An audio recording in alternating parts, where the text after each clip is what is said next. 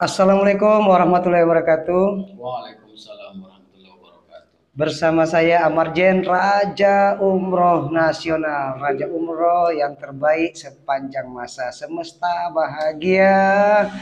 Dan yang pastinya tagline-nya ingat umroh, ingat Amar Group, tak ingat yang lain. Allahu Allahu Akbar. Akbar. Di hari ini kami masih bersama sahabat Amar Group dan untuk Anda semua. Kami dalam acara Ngopi Darat di podcast Amar Group. Ngobrol pintar dapat syariat. Di hari ini masih bersama Ustadz Tom Kuritonga. Assalamualaikum warahmatullahi wabarakatuh. Alhamdulillah, waalaikumsalam warahmatullahi wabarakatuh. Dan kemudian ini adalah Ustadz fenomenal, trending, dan sangat mumpuni ilmu-ilmunya yang akan disampaikan beliau di hari ini. Ustadz Tongkur Tonga ini adalah salah satu Ustadz yang memang tersenyum dan memang tidak melihat latar belakang siapa saja. Mau dari kalangan apa saja, siap berbagi dengan ilmunya.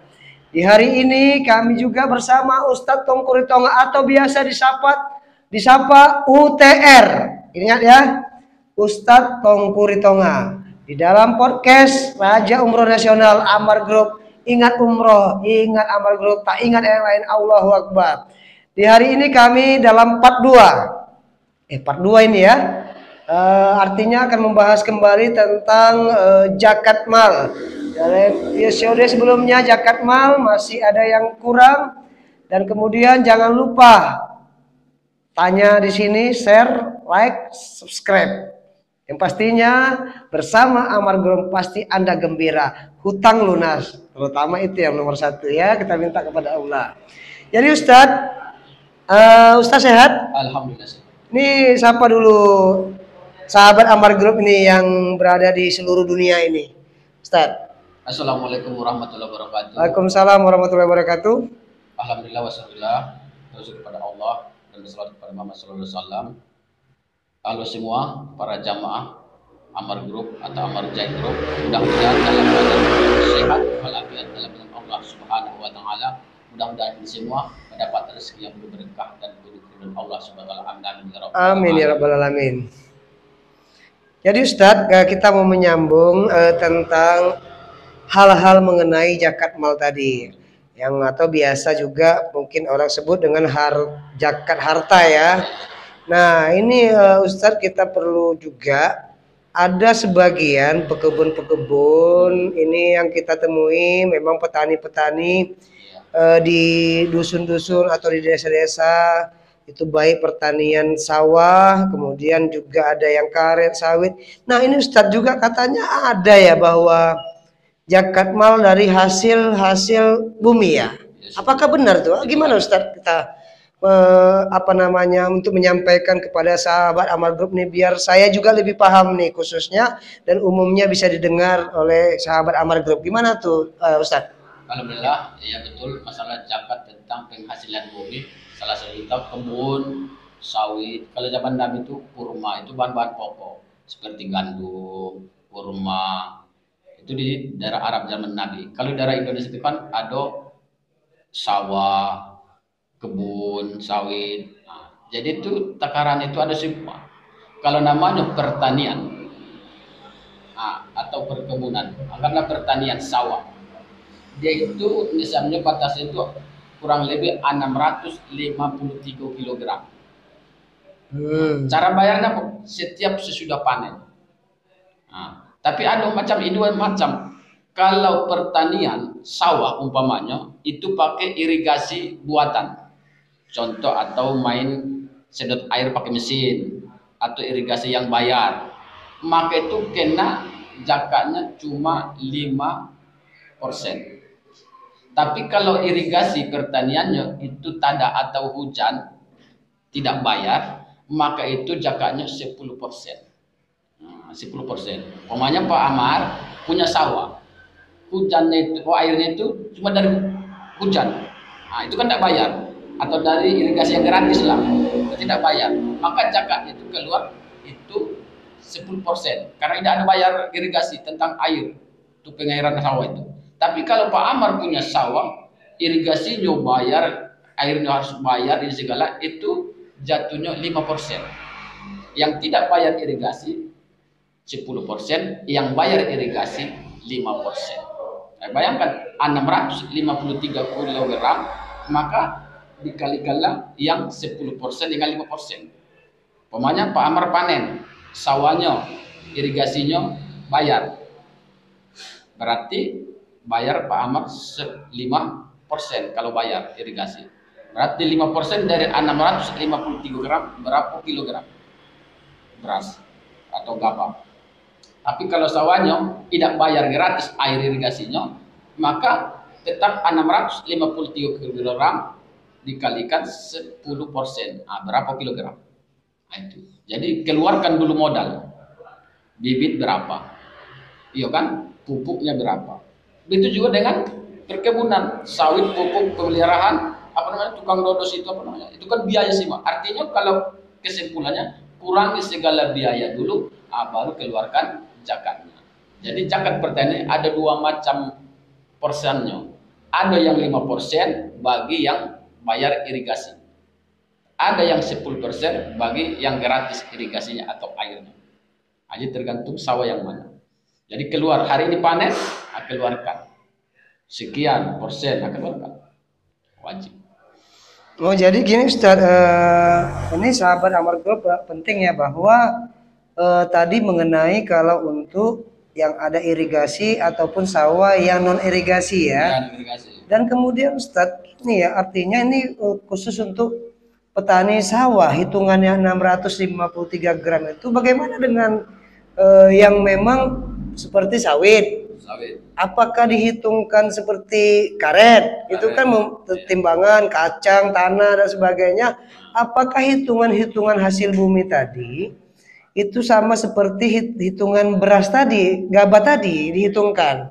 Gimana tuh Ustaz? Ya, kalau pertanian kan itulah, kalau gandum pangan pokok itu kan gandum, kurma itu kan itu nanti beras dari sawah itu 653 kilogram. Kalau sudah sampai di samnya itu harus keluar sekian persen.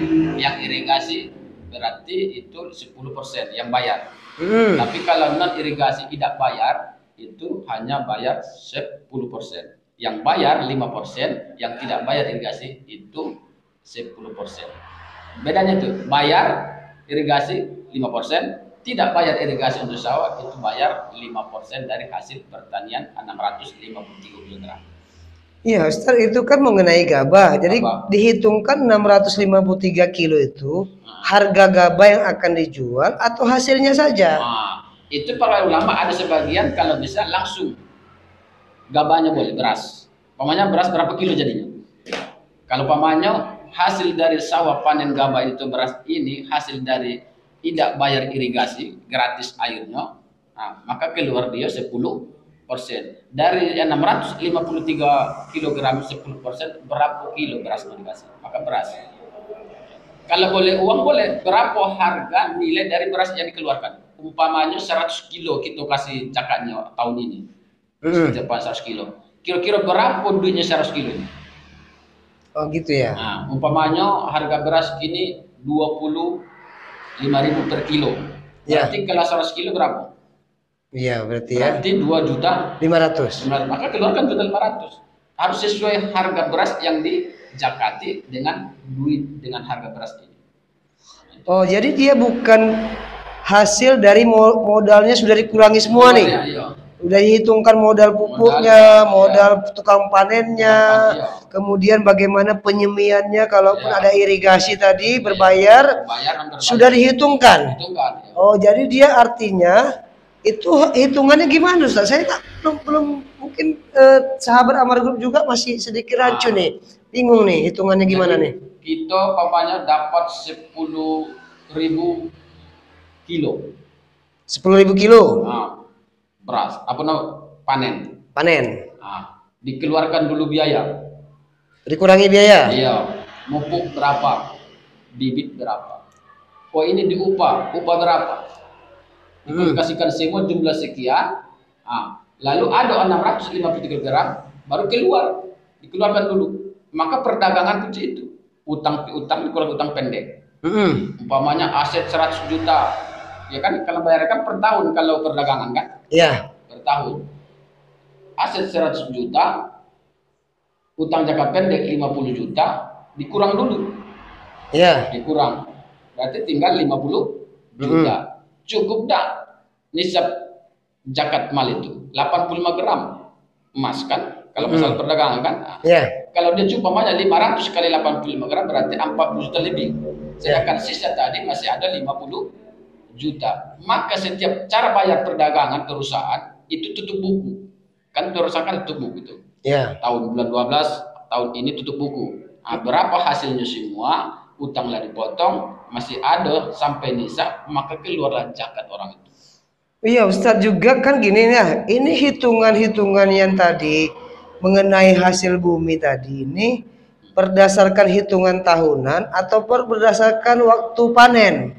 Kalau pertanian panen, kurma, gandum, sawah itu perpanen.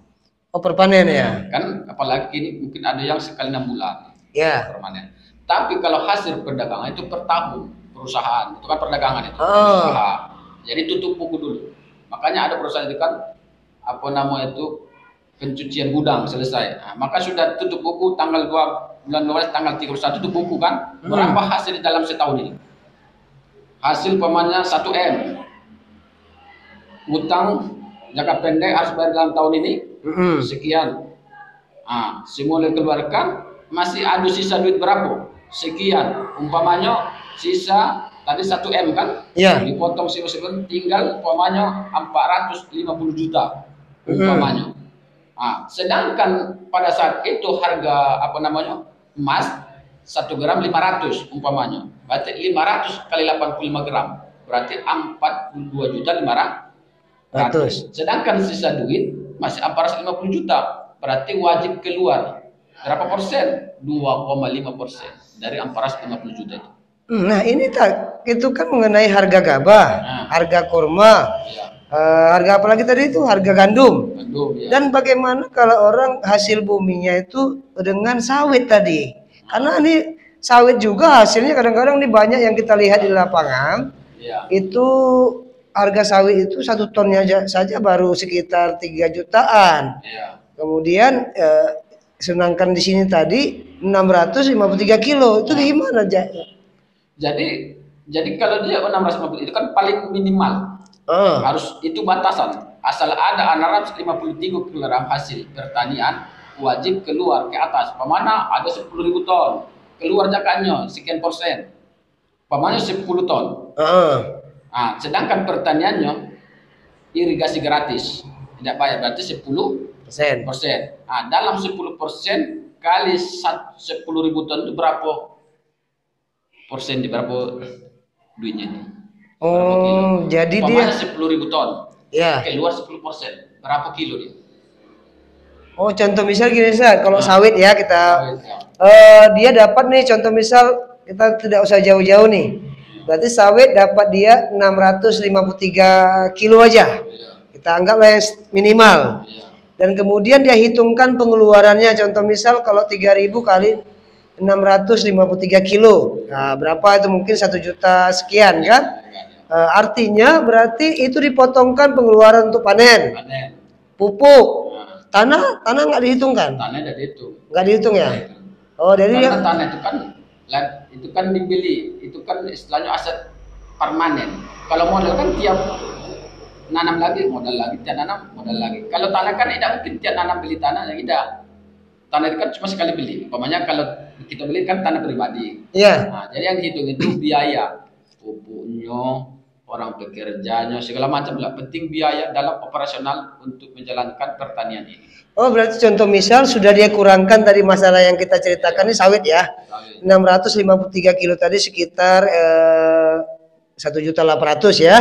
Artinya contoh misal pengeluaran dia memang sebelum dia masa panen tadi bahkan sampai panen itu contoh misal kita kalkulasikan tinggal 1 juta.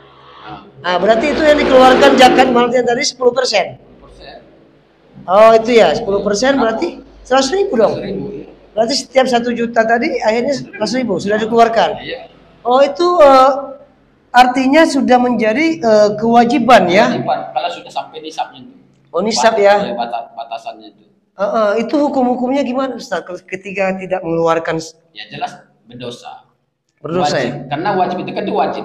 Ya. Wajib artinya itu apabila dikerjakan berpahala, apabila tidak dikerjakan berdosa. Jelas berdosa. Maka zakat ini selalu bergandengan dengan sholat. Iya. Aqimis sholat wa atid zakat. Dirikan sholat, tunaikan zakat. Ini bergandengan. Oh, aqimis sholat wa atid zakat ya. Jadi sholat dengan zakat tidak bisa. Di situ kenapa? Sholat itu kan kepada Allah, ibadah. Sedangkan zakat itu untuk berbagi. Maka ada hubungan kepada Allah baik, hubungan kepada manusia pun harus baik. Ya Allah. Jadi Subhanallah. individual. Masalah ibadah individual itu kepada Allah. Sholat itu kan individual. Nah, sedangkan zakat itu kan berbagi, itu kan orang miskin. Ya. Nah, wajib. Kenapa wajib? Karena dalam harta seseorang ada hak orang lain yang meminta dan orang yang tidak meminta. Sebenarnya kadang-kadang kita tidak berpikir. Sebenarnya banyak orang yang mau minta lebih kaya daripada kita. Maaf yang pengemis, lebih banyak duitnya daripada kita. Ada orang yang tidak mau meminta, itu yang betul-betul yang miskin. Dia kerja banting tulang siang malam, cuma rezekinya sudah ditakar oleh Allah, dia miskin. Sebenarnya itulah yang dikasih. Kalau kita tidak tahu selidiki kehidupan dia, tidak tahu kita miskin apa dia. Di situ ya. Di situ. Banyak orang yang kerja bangunan, pas-pasan, dia miskin. Cuma dia mau minta-minta. Karena orang yang diminta-minta itu sangat dilarang dalam agama. Nah, maka kalau kita meninggal, maka warisan itu diberikan kepada keluarga kita supaya keluarga kita ditinggalkan dalam keadaan mapan. Ada sahabat Nabi, dia punya kebun kurma yang bagus. Ya. Apa katanya? Ya Rasulullah, serahkanlah kebun kurma ini. Terserah Rasulullah mau diapakan. Kalau bahasa kita. Nah. Apa kata Rasulullah? Tidak. Kasih dulu ini ke saudara-saudara ponakan-ponakan. Kalau sudah kau kasih, maka mengeluarkan setua dari harta kita itu harus 1/3, tidak boleh lebih. Pokoknya harta Pak Amar 100.000. Yang boleh Amar keluarkan ke investor itu paling banyak 1/3. 1/3. Lain itu untuk ponakan, anak-anak. Supaya kalau kita tinggalkan keluarga kita dalam keadaan mapan, cukup, jadi orang itu tidak mungkin minta-minta lagi. Coba Pak Ahmad tinggalkan keluarga, tidak ada apa-apa, otomatis kan minta-minta, jadi pengemis. Nah, maka dianjurkan kita berikan dulu keluarga terdekat. Nah, maka ditolak Rasulullah, kebun kurma sahabat ini, kasihkan dulu ke saudara-saudaramu, supaya mereka kau tinggalkan dalam keadaan mapan. Iya, baik sahabat Amar Group, Raja Umroh Nasional dimanapun berada. Yang pastinya hari ini ngopi darat, ngobrol pintar, dapat syariat. Kita bersama Ustadz UTR nih setiap kita akan upload ke Facebook. Kemudian kita akan upload ke YouTube, ke TikTok, ke Instagram. Tapi Ustadz apa nama YouTube-nya? YouTube itu TR Beritonga. TR Beritonga. TikTok TR Beritonga. TikTok TR Beritonga. Facebook Pro Tongku Ritonga. Tongku Ritonga. Yang pastinya kalau kita Amarjen Group itu. Nah, itu. Kemudian Facebooknya Raja Umroh Nasional. Kemudian kalau TikToknya Amarjen Raja Umroh. Kemudian juga Instagramnya juga Amarjen Raja Umroh. Dan banyak sekali yang akan kita bahas mengenai zakat-zakat mal ini, Ustadz. Memang tidak habis-habisnya tentang ilmu-ilmu Allah ini untuk membahas satu rangkaian saja. Ini perlu diperhatikan untuk memang para petani-petani yang memang menaungi kehidupannya dengan hasil bumi. Sawah, kemudian gandum, kurma, sawit, masih banyak lagi ya yang akan kita bahas. Pada kali ini yang pastinya kita bersama Ustadz Tongku Ritonga, itu insya Allah mudah-mudahan ilmu kita bertambah, adab kita berubah, kemudian sholat kita semakin istiqomah, hutang-hutang kita lunas, anak-anak kita sukses, dan hidup rukun bahagia, karisma sepanjang masa. Ingat umroh, ingat Amar Group, tak ingat yang lain. Allahu Akbar. Pesan-pesannya Ustaz terakhir nih dalam sesi podcast kita di hari ini, apa pesan-pesannya untuk para dalam bahasan tadi, pesan-pesannya untuk para petani, pekebun tadi, apa pesan-pesannya? Ya, para sahabat Amar Group atau Amar Zain, bagi kita semua otomatis usaha Islam yang kira-kira ada yang diberikan Allah harta yang berlebih, rezeki yang berlebih, di dalam harta kita itu ada hak-hak orang lain. Ada hak-hak orang lain dititip oleh Allah melalui kita, maka keluarkanlah yang wajib keluarkan. Apabila yang wajib dikeluarkan, maka akan ada efek baik itu dosa dan yang lain-lain.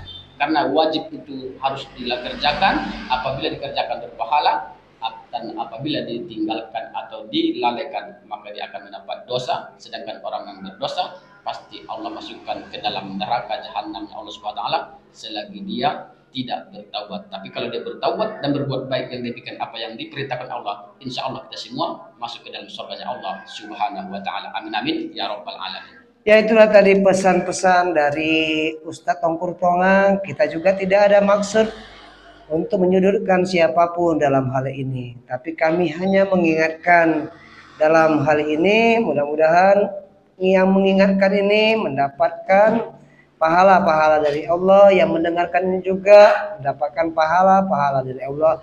Kami juga terus belajar dan terus menimba ilmu, dan terus karena ilmu tak ada batasnya. Itulah pesan dari Ustadz Tongkur Tonga yang biasa disapa UTR. Mungkin sampai bertemu lagi dalam part 3 dalam pembahasan zakat mal bersama Amar Zain Raja Umroh Nasional dalam Ngopi Darat bersama UTR. Demikianlah podcast kita di hari ini. Lebih dan kurang kami mohon dimaafkan. Pada Allah kita mohon diampuni. Assalamualaikum warahmatullahi wabarakatuh. Waalaikumsalam. Habis.